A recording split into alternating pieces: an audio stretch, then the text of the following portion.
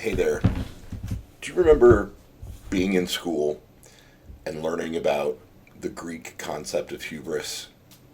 I do. I remember being really confused by it when it first came up and reading stories about hubris, classical Greek writings, and other examples. It helped clarify it, but I don't think there's a better example in modern times of hubris than what Chuck Schumer did last week. And I've been thinking about it ever since that great betrayal, and it's just really sticking in my craw that the downfall of democracy is going to be boomers and silent generation folks who are drowning in hubris, who are so convinced that they are the end all be all of political power and wisdom that they can't step aside or step down or let a new generation of leadership step into power.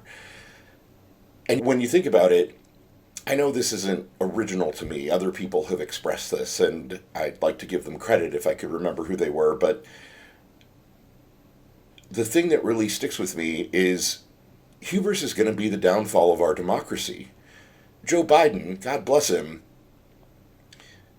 he thought that he had to be president. He thought that once he was in that office, he couldn't give it up. His hubris was such that he had to be the person who carried it forward, even though there were enormous issues with his age and his ability. It was hubris on his part to think that didn't matter and that he was so important that it had to be him. And God bless Ruth Bader Ginsburg, who had an amazing career on the Supreme Court, but was so convinced that she had to be there that she didn't step down during the Obama administration when she could have been easily replaced with somebody as liberal as she was. It was her hubris that made us lose the Supreme Court, at least initially. Dianne Feinstein, again, God bless her, an amazing career in politics. But she thought she was so important to the political process that she couldn't step down from that job, and so she died in office. Nancy Pelosi, who actually realized that she needed to step down and transition power, did the right thing, but even she won't let go of actually being in Congress. When I look at the Democrats, I see old, enfeebled people who are so addicted to power and their own sense of pride in the current events of our nation that they can't step away, they can't step down and do the right thing and let Gen X and Millennial and Gen Z folks actually step into the positions of power that they need to be in so that they can lead us with vigor and new ideas and actual backbone to step up. Chuck Schumer's hubris at wanting to be majority leader one more time in his career is the thing that destroyed him. It destroyed us because it was more important to him than representing his constituents or Democrats at large or the entire country or saving America's democracy, standing up for the Constitution.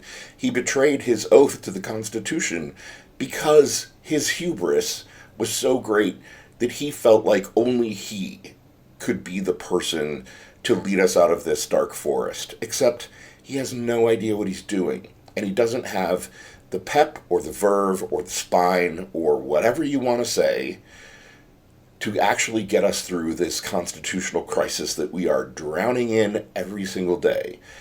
And so my question, is hubris going to be the thing that defeats American democracy?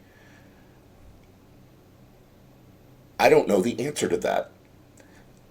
And I want to know what you think. What should we do about these politicians who may have had fine careers, but who are currently so entrenched in their own power and their own desire to remain in power and their own false belief that they are crucial to the democratic narrative of this country, that they have to stay where they are? What do we do? How do we get those people to move on? Is it going to be by primarying them and voting them out of office? Can we write them nice letters or call them and ask them to leave? How do we get a generation of Democratic leaders to understand that we don't need them anymore? We need something better. We need something younger. We need something more articulate and forceful and ready to lead than these people who have spent their entire lives occupying seats of power that are not theirs, but that belong to the people. And it's time to give them up.